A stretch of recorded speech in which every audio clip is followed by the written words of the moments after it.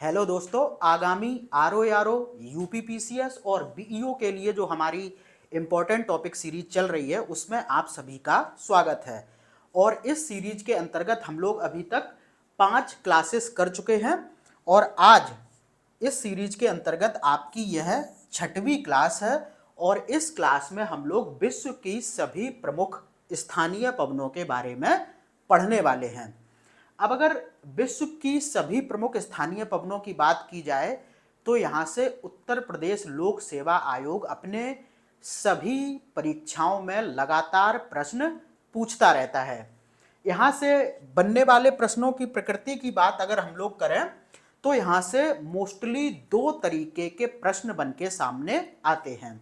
एक तो आपसे सीधा पूछा जाएगा, क्या पूछा जाएगा सीधा, कि कोई पवन दे दी जाएगी और स्थान दे दिया जाएगा और फिर पूछ लिया जाएगा कि कौन सी पवन कहाँ पर बहती है। तो एक तो स्थान पूछा जा सकता है, ठीक है, पवन का नाम दे दिया जाएगा और फिर पूछ लिया जाएगा कि ये कहाँ पर बहती है। 4 ऑप्शन आपको मिल जाएंगे अगर वन लाइनर के फॉर्मेट में पूछा गया। लेकिन यूपीपीसीएस ज़्यादातर यहाँ से क्वेश्चन सुमेलन के लिए पूछता है या फिर सही गलत युग्म पहचानने के लिए। तो वहाँ पर क्या होता है कि 4 पवनों को और 4 स्थानों को दे दिया जाता है, तो उसमें से आपको या तो मिलान करना होता है या फिर 4 युग्म दे देता है पवन और स्थानों के, और उसमें से आपको पहचानना होता है कि कौन सा युग्म सही है या फिर कौन सा युग्म गलत है। बाद बाकी दूसरा जो क्वेश्चन बनता है वो बनता है कि कौन सी स्थानीय पवन गर्म है, या यही प्रश्न बनेगा कि कौन सी स्थानीय पवन ठंडी है। ठीक है, जैसा कि आपको पता है कि जो स्थानीय पवन होती है वो 2 प्रकृति की होती हैं, एक ठंडी और एक गर्म। तो 4 पवनें आपको दे दी जाएंगी। अगर वन लाइनर क्वेश्चन बनता है तो पूछ लिया जाएगा कि निम्नलिखित में से कौन सी स्थानीय पवन गर्म है या फिर गर्म नहीं है, या फिर ऐसा ही क्वेश्चन आपको ठंडी पवनों के संदर्भ में भी देखने को मिलता है। ठीक है, तो ये बात हो गई क्वेश्चन के पैटर्न की। अब स्थानीय पवन के बारे में अगर हम लोग थोड़ी सी चर्चा करें, वैसे ये पूछा नहीं जाएगा, तो जैसा कि नाम से ही बिल्कुल दिखाई पड़ रहा है, स्थानीय पवन मतलब जो स्थानीय स्तर पर बहती हो। 2 स्थान जब समीपवर्ती होते हैं और जो 2 समीपवर्ती स्थान होते हैं मतलब पास पास, और उनके बीच के तापमान में जब अंतर आता है तो स्थानीय पवनें बहती हैं। और स्थानीय पवनों का जो प्रभाव होता है वो स्थानीय स्तर पर ही होता है, बहुत बड़े व्यापक क्षेत्र को ये कवर नहीं करती हैं। अब जैसा कि मैंने आपको बताया कि जो स्थानीय पवन होती है वो 2 प्रकार की होती है, एक गर्म स्थानीय पवन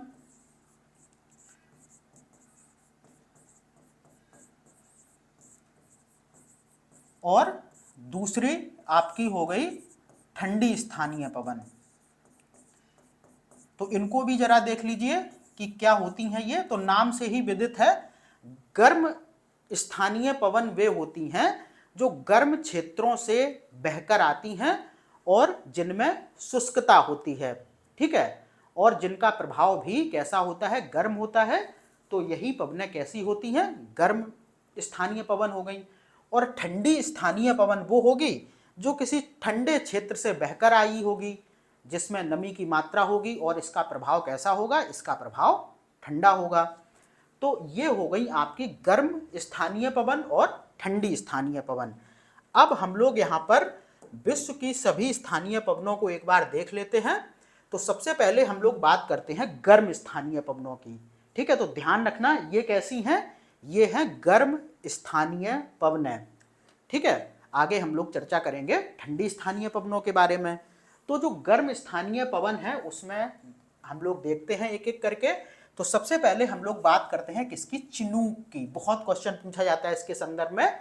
तो ये चिनूक स्थानीय पवन जो है वो यूएसए और कनाडा में रॉकीज पर्वत से पूर्व में प्रवाहित होती हैं। ठीक है, अब यहाँ पर 3 चीजें आपको देखने को मिलती हैं। एक तो चिनूक कैसी है, गर्म स्थानीय पवन है। ठीक है, यहां पर मैं लिख देता हूं, ये है गर्म स्थानीय पवनैसारी।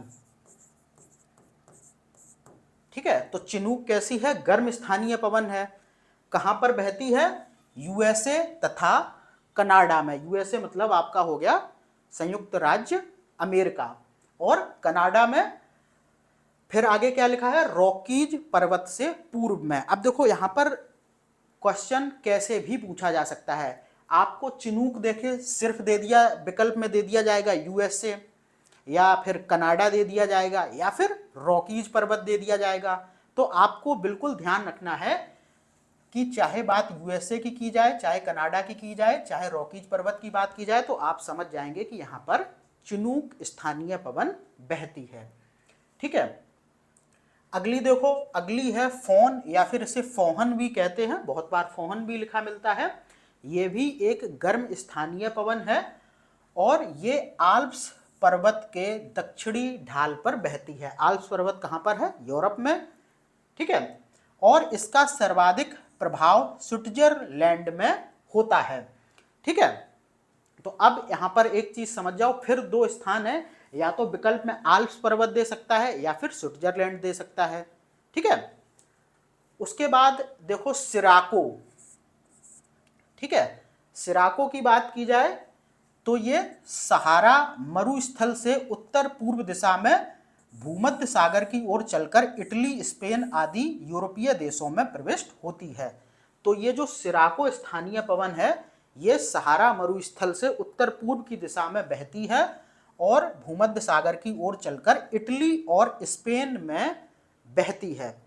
बाद बाकी इस सिराको स्थानीय पवन के संदर्भ में एक फैक्ट आपको याद रखना है कि इस स्थानीय पवन में लाल रेत की मात्रा अधिक होती है, और जब यह भूमध्य सागर के ऊपर से गुजरती है तो नमी धारण कर लेती है, और फिर जब इस सिराको पवन से जो वर्षा होती है वो इटली में होती है, और कैसी होती है?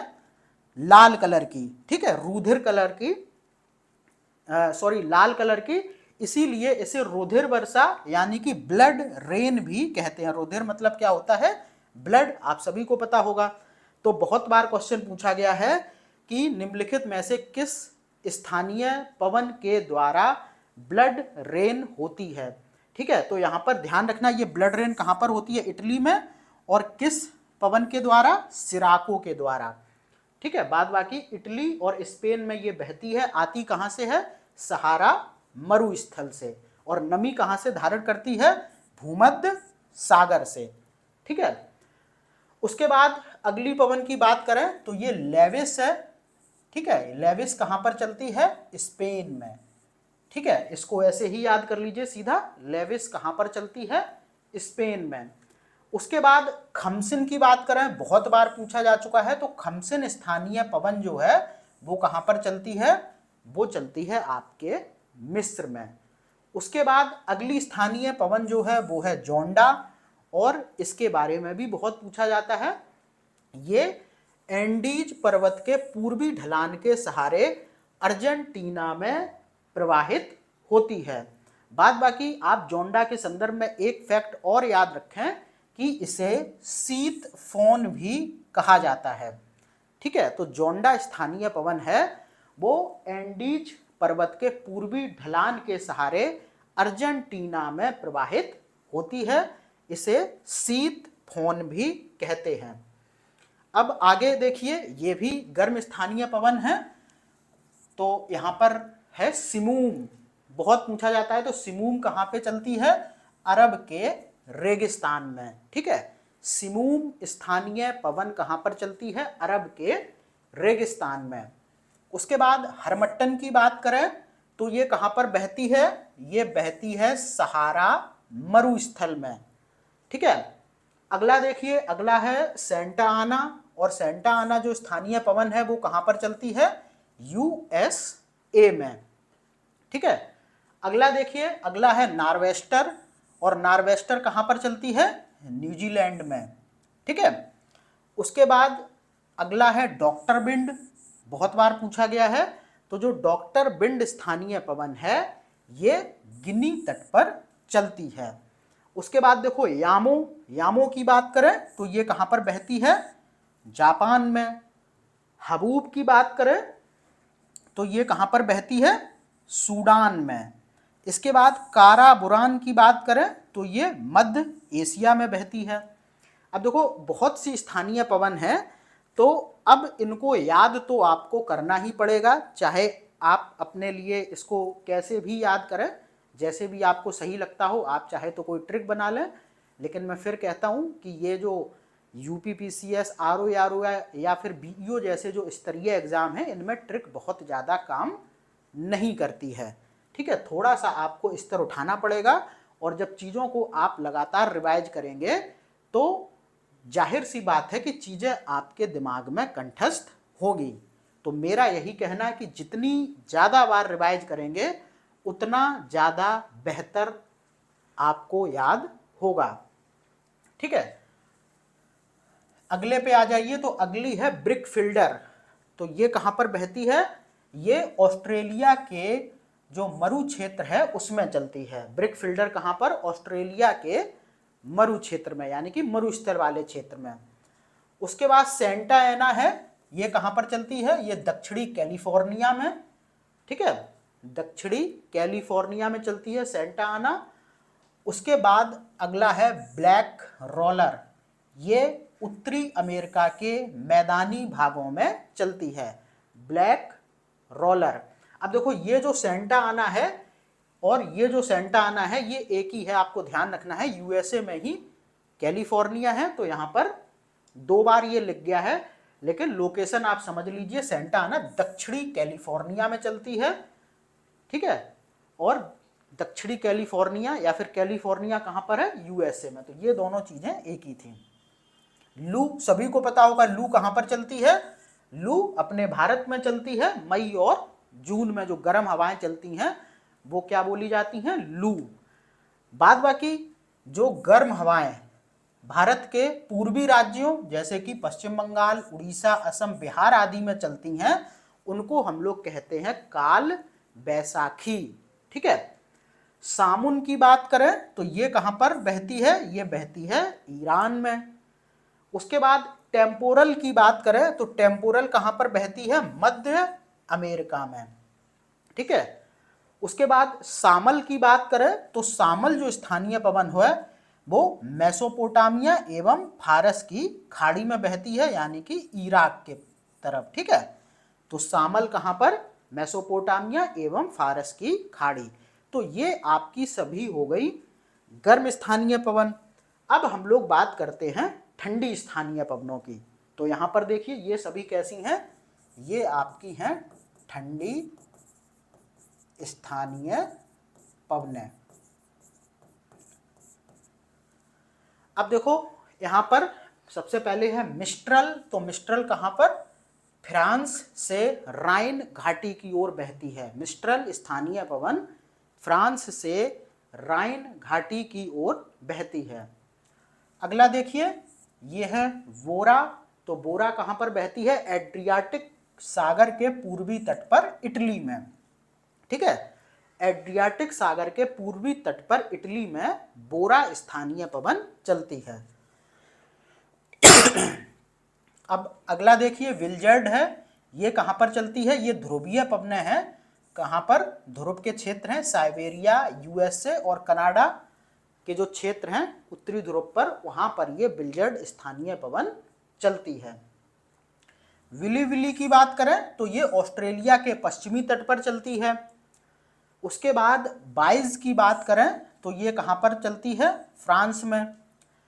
दक्षिणी वेस्टर्न की बात करें तो ये कहाँ पर? न्यू साउथ वेल्स में चलती है। और न्यू साउथ वेल्स कहाँ पर है? ऑस्ट्रेलिया में। जोरन की बात करें तो ये कहाँ पर चलती है? स्विट्जरलैंड के जूरा पर्वत पर। ठीक है, टाकू की बात करें तो टाकू स्थानीय पवन चलती है कहाँ पर? अलास्का में। उसके बाद बुरान की बात करें तो ये कहाँ पर चलती है? साइबेरिया में। उसके बाद लेवांटर की बात करें वो चलती है आपकी स्पेन व फ्रांस में। ठीक है, ग्रेगाले की बात करें तो ये भूमध्य सागरीय क्षेत्रों में चलती है। नॉर्टे की हम लोग बात करें तो ये यूएसए व मैक्सिको में चलती है। पेम्पेरो की बात करें तो ये आपकी अर्जेंटीना व उरुग्वे में चलती है। पापागायो की बात करें तो ये आपके मैक्सिको तट पर चलती है। विलीवाओ की बात करें तो ये अलास्का में चलती है। और जो पुर्गा स्थानीय पवन है वो आपकी चलती है टुंड्रा प्रदेश में। तो ये सारी थी ठंडी स्थानीय पवनें। तो आप ध्यान रखना कि कौन सी ठंडी है और कौन सी गर्म है और कौन सी पवन कहाँ पर बह रही है। बाद बाकी ऐसी जो चीज़ें होती हैं जहाँ पर कि फैक्ट्स की मात्रा बहुत ज़्यादा होती है, वहाँ पर आपको लगातार रिवीजन से ही सारी चीज़ें याद होंगी। बाद बाकी ऐसी कोई ट्रिक नहीं है जो मैं आपको बता दूं और सारी पवनें आपको रट जाएं। तो लगातार वीडियो को 2 से 3 बार देखिए, सुनिए अच्छी तरीके से और इसको नोट डाउन भी कर लीजिए। ठीक है, तो मैं मिलता हूं आपसे अगली वीडियो में। तब तक के लिए धन्यवाद।